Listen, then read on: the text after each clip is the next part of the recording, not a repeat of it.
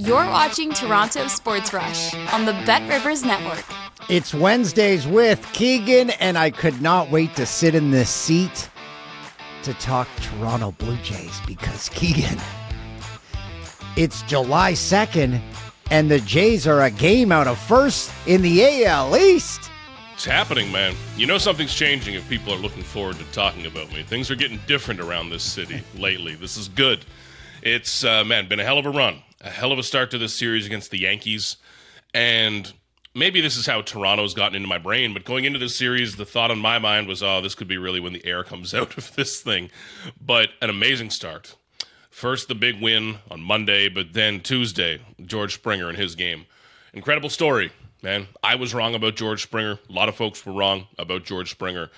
And that's the type of stuff that you need to have happen in a season that's going to be memorable, and it's looking like it's going to be. I don't want to take any credit for George Springer's grand slam, but I called up my mom, Sandra O'Toole, biggest Jays fan ever. During that game, I said, come on over. We're having hot dogs. So we sit down. We never have the TV on while we're eating. I said, let's position ourselves so we can watch the game. As my mom dug into her first hot dog in, she said, 40 years, wow. George Springer goes, Bumsies. I mean, number one, eating with the TV off. We need to unpack that. You're just talking to each other? This is tough. Hey, I go old school. I say no phones, no TV. It's family time. That's what we do at dinner. Probably a way better way to do it. But now, unfortunately for your mom, Sandra, she's going to have to keep crushing hot dogs all summer. It's going to be a really rough summer for her, but she's got to do it. See the Keegan, so you talked about the two wins and talk about a completely different way to win both. They just kept going down the batting order in the first win, and then they played Yankees baseball in the second one. The best identity is just being good. I think baseball teams get caught up in identity too much, and we've seen that the last few years in Toronto. I don't think they did it right.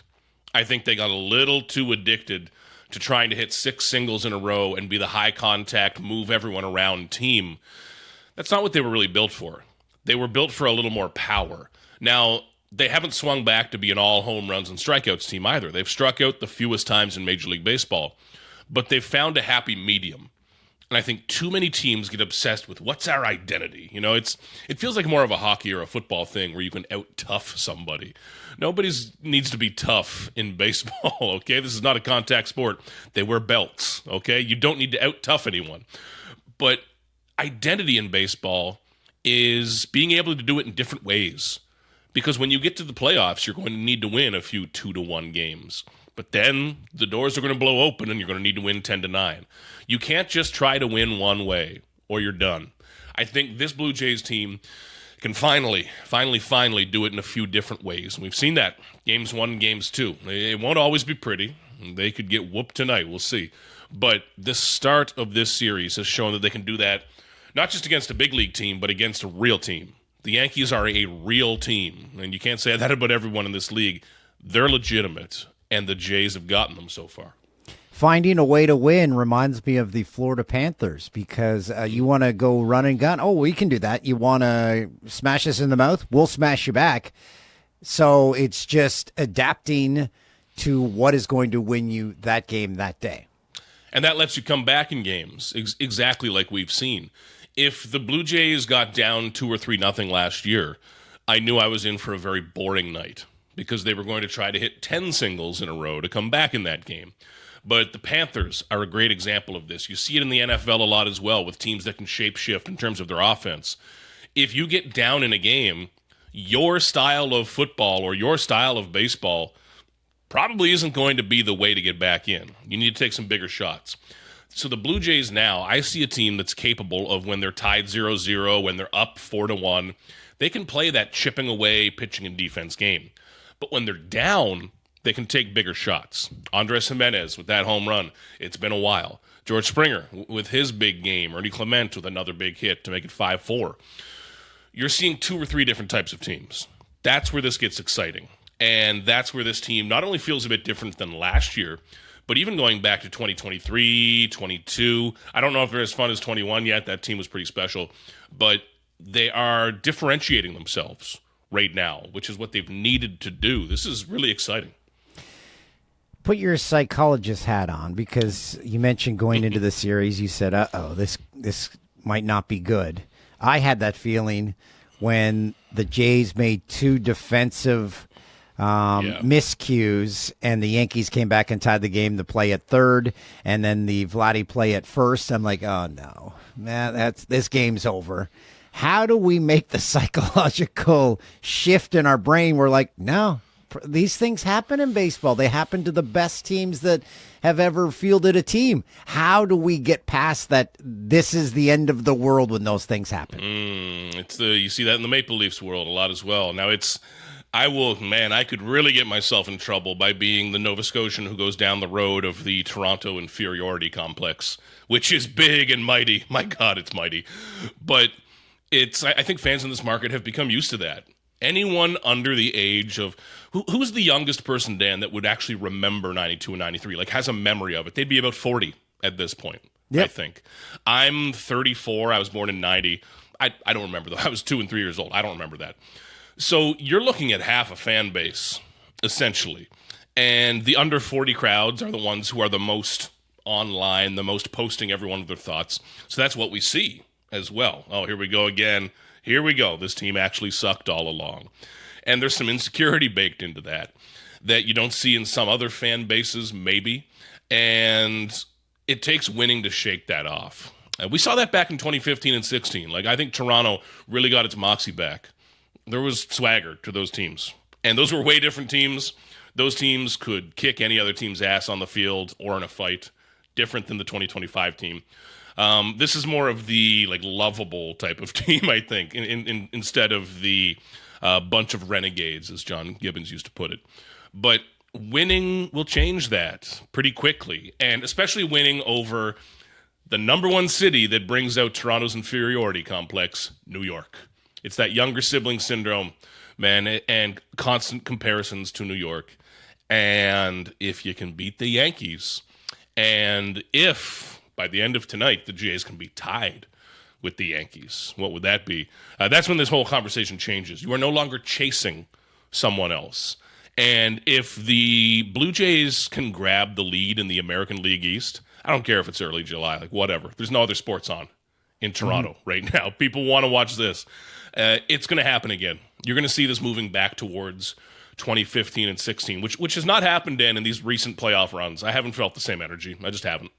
They have the focus of the entire sports world in Canada, and that translated to butts in the seats because, if I'm not mistaken, the first two games of the series were sellouts. Big. And I think that probably the next couple will be, too. And, yeah, there's a lot of fun stuff to do in Toronto, but when the Blue Jays are going right, and I keep using that 15 and 16 example, but I think it's a valuable one, 2019 with the Raptors as well.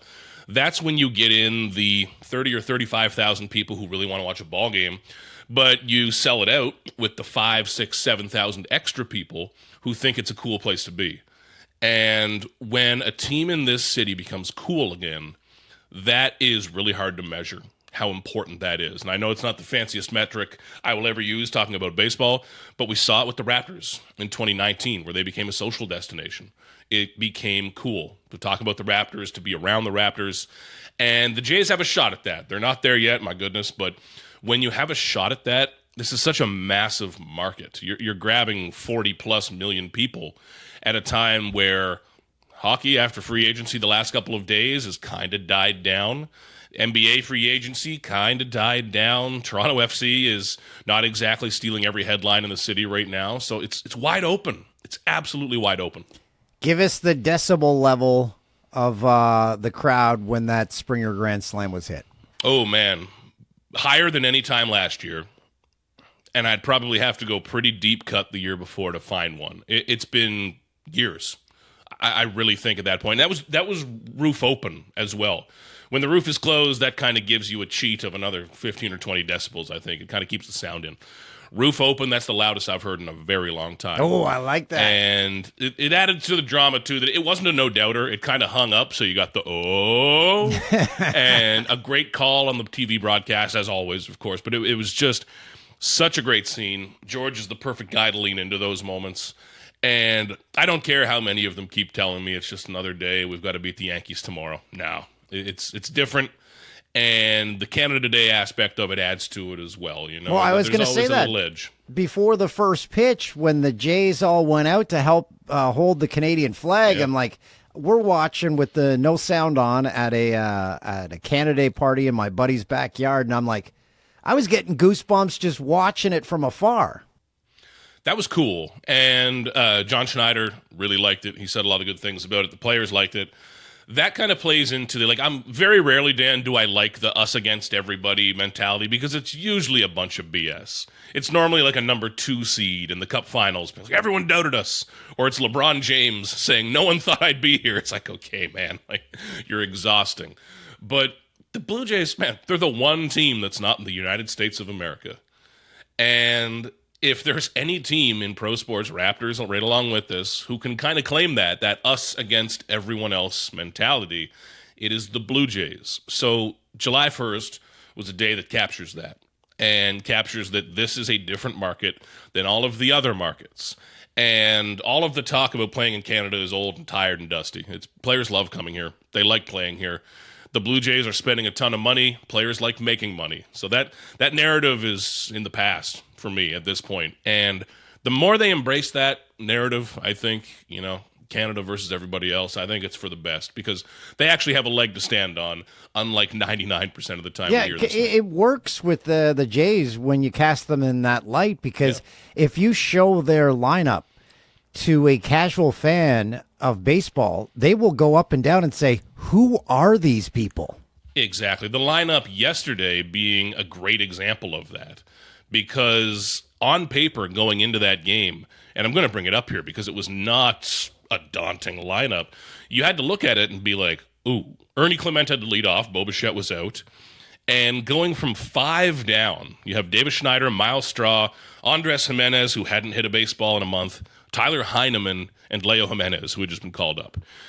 No casual fan is looking at that and fearing it whatsoever. It's not scary.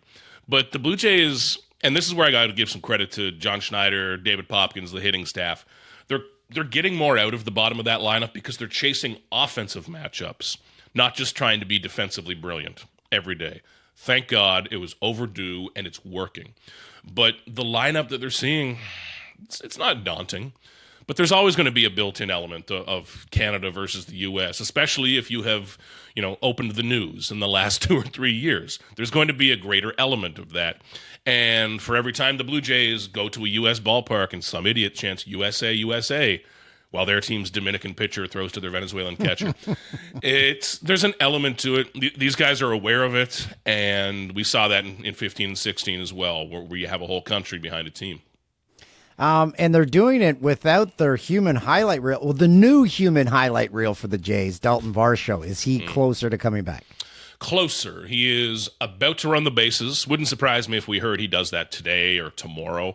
And when he's back, this gets even better. Obviously, he's one of the best defenders on the planet. But then the Blue Jays have him in there every day, and they can do even more with the bottom of their lineup.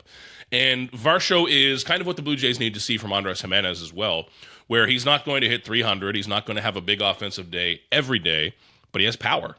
And if Varsho can play great defense, which he's going to, and hit a home run once a week, every once in a while, have a moment, they're going to win some more ball games. So Varsho back is big. Santander, I don't really know when he's going to be back. Could be a couple of weeks, could be longer. What's his issue? Shoulder. And we were told by Ross Atkins yesterday that his shoulder injury, which has been long and mysterious, there was actually a subluxation, which is not a word I've said out loud yet, so I'm glad I nailed it. It's when it pops out and back in, I believe. So he has not started swinging yet, and even when he was healthy, it wasn't going well. So they'll be slow with that. We'll see. But Varsho back is big. He's part of this team's identity. And Max Scherzer has 2 starts under his belt. Everything going okay with the thumb? I think. It's so strange to cover this. He comes out of his last start a bit early. We see him on the mound flexing his hand. After his start, he's saying, I could feel it coming up into my forearm, and I'm thinking, oh my God, like that's really bad. But I think Max, number one, really knows his own body. So what was happening there in the fifth inning, he was getting tired. It wasn't pain, it was just fatigue, because this part of his body hasn't been able to work like it normally does. So he was calling his catcher out just to catch his breath, get that muscle back. And while he's telling John Schneider, I'm fine, he's telling Alejandro Kirk, I'm going to throw a fastball next pitch. They trust him because they've got to. And I think there's also an element, Dan, of Max Scherzer recognizing that maybe I've only got 50 innings left in me. Like, maybe there's only 60, 70 innings left in this ride. I've got to do it. And he's probably pushing a little further than you would push a 22-year-old prospect right now. But he's 40. He's going on 41. You don't know how many bullets are left, and he's doing it. He looked incredible in those first few innings against the Yankees. If he can do that, it's going to work. I love the collective experience of watching a Jays game with people who have been in that stadium. And you can relate to this because you know exactly what we're talking about. When the first pitch was thrown, sun is shining, roof is open, and everyone looked at it and looked to the people sitting on the first base side and said, those people may die. Oh, no, thank you, man. We all know brutal. exactly what they are feeling because there is no air circulation. You are on the sunny side of the field for the entire game, and there are no misters. Can't do it. I need to be, like, if I'm going to sit in a seat in that stadium, I probably want to tuck myself up in a 200-level seat. I'm a big 200-level guy at that stadium. I like you're getting constantly a little in the shade. elevation. Yeah, always shade. But my God. And then you get too hot. Then you think a couple of these $18 beers will cool me down. Then you're dizzy. And, probably a busy day for the little paramedic carts there. Not getting any better, easier, Dan, in the city. My God, it's a bad time. I've had to do a little too much TV from the ballpark lately, both for the Blue Jays and the book, and I have not looked good on camera. There, no amount of that powder on the face can stop it. Yeah. Speaking of seats, we have to pass on a little story from Alex, one of the producers on this show. He went to a White Sox game recently, just bought some random seats. And while sitting and watching the game, he kept having people coming over and telling that he was told that the Pope sat in the exact seat that he randomly bought off of some ticket service. So there is now a famous seat at White Sox games. So Alex sat in the Pope's seat. That's pretty damn cool, I think. The reseller needs to figure that out. That should be going the for Pope seat. Hundreds of dollars. You know, it turned it into the Ted Williams seat in Boston, the red seat there. But yeah, Pope seat. He could be scamming people out of more money. My mom is a massive Catholic. She's a big Catholic. So if she knew about that seat, she would travel to Chicago just to sit in that, and that's what's going to happen. And Alex just randomly sat in it. Have to get her one of the Pope Topps baseball cards there. Get her into the hobby. Sandra O'Toole just crushing dogs in the Pope seat. Keegs, thanks, bud. You got it, Dan. Thanks for watching Toronto Sports Rush on the Bet Rivers Network.